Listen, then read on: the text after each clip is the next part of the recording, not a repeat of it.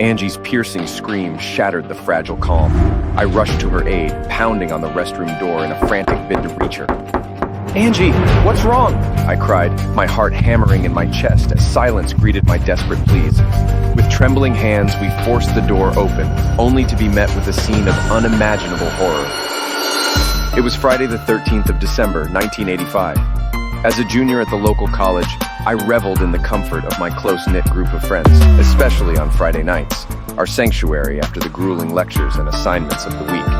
This particular Friday the 13th, we congregated at Jim's house, seeking solace in the familiar embrace of beer, pizza, and the promise of spine-tingling horror flicks. Cathy, ever the enthusiast for all things macabre, brought along a couple of VHS tapes, A Nightmare on Elm Street and Friday the 13th, while Jeff, always eager to stir the pot, introduced a sinister addition to our evening Ouija board. Despite my reservations, fueled by a few too many beers and the infectious bravado of my friends, I reluctantly joined the circle around the board. Our fingers hovered lightly over the planchette, expecting nothing more than harmless amusement. But as the planchette began to move, guided by forces beyond our comprehension, the jovial atmosphere gave way to a palpable tension. Jeff presented the first question. "Spirit, are you with us?" The piece started to move slowly at first and then picked up speed. It landed on yes. Angie was next, and as she questioned, "Who are you?" it began to spell out VLA. With each question, the answers grew more ominous, until finally, it was my turn to inquire. "What are you?" I asked, oblivious to the gravity of my words. The planchette darted across the board with an unnerving urgency. It was as if our fingers couldn't keep up with it. It stopped on V, then A, M. "What is happening here?" I shouted. It was moving so fast.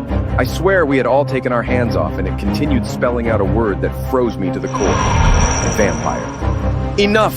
I declared, my voice trembling with newfound fear. "I refuse to play this game any longer." As Jeff ventured into the kitchen to fetch more drinks, I made a hasty retreat to the restroom, seeking refuge from the mounting dread that threatened to consume me. But as I stared into the mirror, a flicker of movement caught my eye.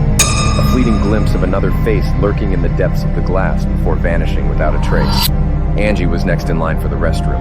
She was in there for a few minutes, and suddenly there was a loud crash of glass and an ear-piercing scream. I rushed to the door. "Are you all right? Angie, are you all right?" No answer. With trembling hands, we forced the door open, only to be met with a scene of unimaginable horror. Angie lay sprawled on the floor, a crimson tide pooling around her motionless form, two telltale puncture marks marring the delicate skin of her neck. In an instant, she bolted upright, her complexion drained of all color. She uttered a single word before slumping back to the floor. "Vampire."